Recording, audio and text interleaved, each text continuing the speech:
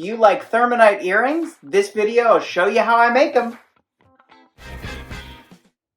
Hey, I'm James, and this video is going to go over how I make my Thurmanite disc earrings. Now, obviously, earrings can be any shape, and they can be made out of almost any material. If you're not familiar with Thurmanite, it's a layered recycled paper composite that I developed, bonded together with a plant-based resin. So let's just jump right in. Now, for efficiency's sake, since this is a production piece, I try to be as efficient with all of my processes. So for the discs, for me, it makes the most sense to use a hole saw. Now, if you don't have a bigger drill press and hole saws, then certainly you could just saw them out yourself with a jeweler's saw. But with a hole saw, it's very important to have all of your material locked down. So I have this vice grip clamp here that's locking the Thurmanite sheet down onto the material with a backing board for when I saw on through. So this is an 1.25 inch hole saw, so the interior diameter is about 1 inch. So when you're using this, you definitely want to hold on to your material and have proper eye protection. So here we go.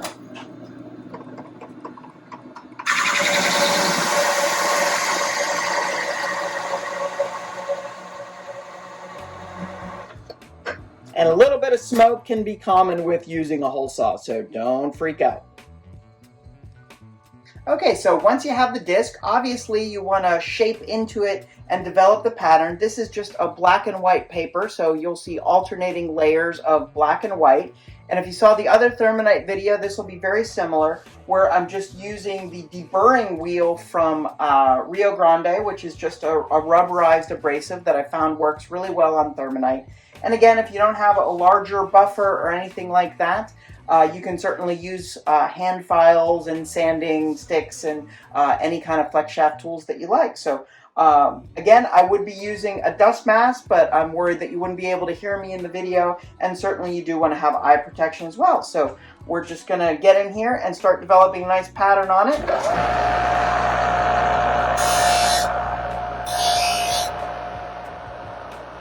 Sometimes you will have some delamination, and that's totally natural, so you just remove any layers that aren't bonded well and keep working.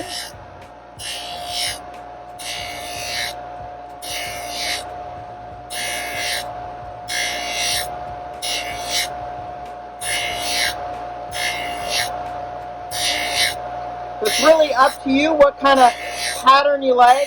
Sometimes because of the circles, I think they end up looking like planets or something. You definitely want to grind off those corners and polish up the edges.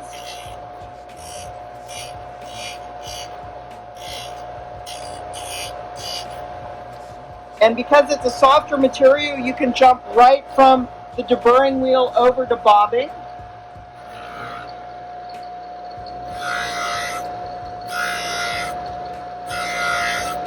That'll really deepen whatever colors you have. You can see the intensity of the black coming in through the polishing.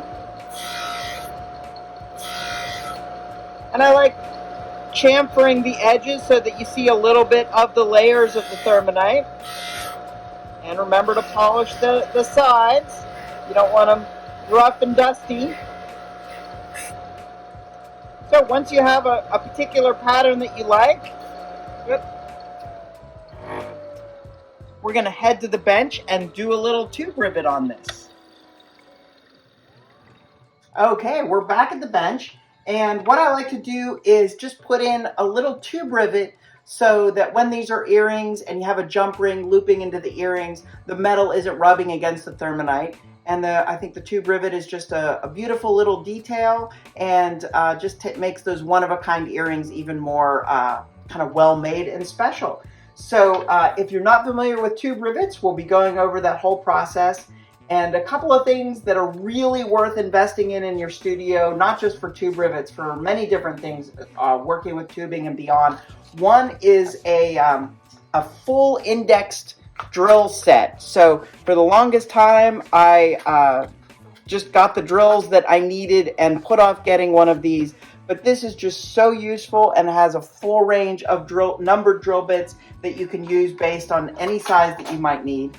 And then, of course, a gauge plate so that you can measure if you're not sure what the drill size is, or if you have tubing, we're going to be using this size sterling tubing, then you can check and see exactly what drill bit size you need. And for tube rivets, you want to be sure that the drill bit that you're using is exactly the outside diameter of the tube rivet. If it's loose, it'll sort of wobble in there. If it's too small, then you won't be able to fit it through the hole. And so all of these little details, particularly when you're doing smaller tube rivets, are really essential. Some other really great tools is a flat filing jig, and it is worth it to get the more expensive ones. And so you can cut either on a 45 or on a 90. Some of them even have a 30-60 on there. But I use this all the time, especially with any kinds of precise ends where I want the end of a rivet or a tube rivet to be exactly 90 degrees. Another great tool is a tube cutting jig, and it has a stop on here so you can set and control and cut numerous lengths exactly the right size. But it has a V block here that's great for holding the tubing, and then guide plates for when you're sawing. So you'll see me using that as well. So just a couple tools that are really worth the investment. So the first thing I'm going to do is I have the right size drill bit for the tubing that I'm working with. And I'm going to drill the hole where I want. And of course, I'll be using my, I want to center punch that hole. So looking at the pattern, deciding which way that I want it facing up, we're going to just go into this little impression. Now, Thurmanite is not going to be a uniform thickness material, so you really do need to watch where you're drilling and the angle that you're going to drill on. So I've center punched. I've got the right size drill bit that I'm going to work with, and you could certainly do this in a drill press. I'm just going to use the flex shaft, drilling straight up and down, and then in this particular case, I'm going to use a countersunk hole so that then the tube rivet, when it flares out, is going to sit down into that countersunked area. And so you could just grab an oversized drill bit, and just by hand, because if you did it with the flex shaft or the drill press, it could drill way too much material. So you just need a couple layers countersunk there, and then the flare of the tube rivet will sit nicely into that. So then I'm going to put the tube rivet through, and it's kind of, there's no exact science to how far you want the tube rivet extending out of the hole. So it's more of experience and a feel of how the material and the size of the tube and everything else is going to work. And so you don't want it sticking too far out or else it'll collapse, but you don't want it too short or else it won't really grab the material well enough. So I know that the tube rivet is going to flare out into that countersunk area, so I'm not going to go too long. I'm just going to mark with my saw where I want to cut in the tube cutting jig.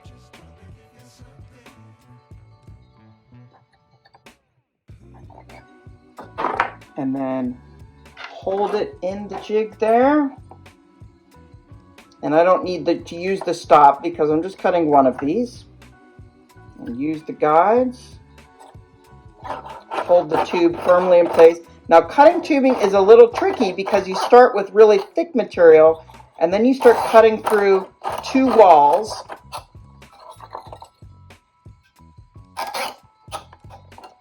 And then sometimes a blade can be a little bit too big. So I'm just going to switch out this blade to a smaller one, and it'll saw through a little bit better. All right, so I switched to a finer saw blade so it would cut the tubing better. Got the length cut, and I have it set up in the flat filing jig. And so it's really important to have the ends of your tubes perfectly perpendicular to its length and also filed and deburred. So all those little details are going to make the riveting process go smoother and your finished rivet as bestly crafted as possible. So I have this filed. I take an oversized drill bit and just spin it by hand in there, just like I countersunk the Thurmanite. And so this is perfectly square, and then the inside is countersunk just a little, so there's no weird burr there. So we take that out without losing it and insert it in our hole. And what I like to start with is I have an old beat up scribe that doesn't come to a point anymore.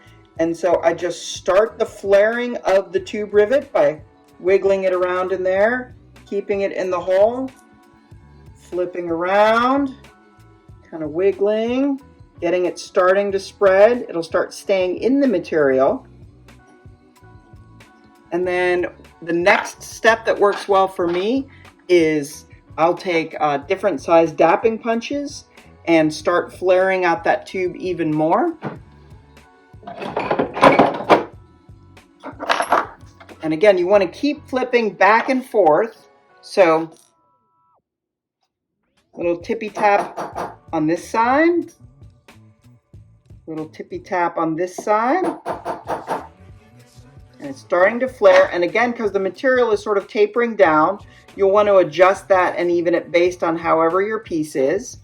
So the tube is already trapped in there, but now we're going to flare it out even more just so you can see it a little better and it's really set into the material. The nice thing with Thurmanite is you don't have to, it's a softer material compared to like stone, and you don't have to worry about cracking or fracturing it. So just keep switching back and forth until you have it flared nicely and you're happy with it. And it just, with that countersunk area, it just sets in there nicely.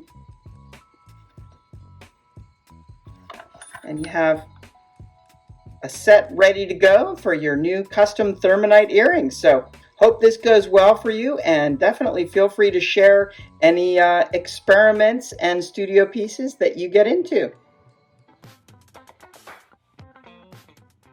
If you enjoyed this video, please be sure to hit that subscribe button so that you can hear from me when I post future videos. Thanks for stopping by.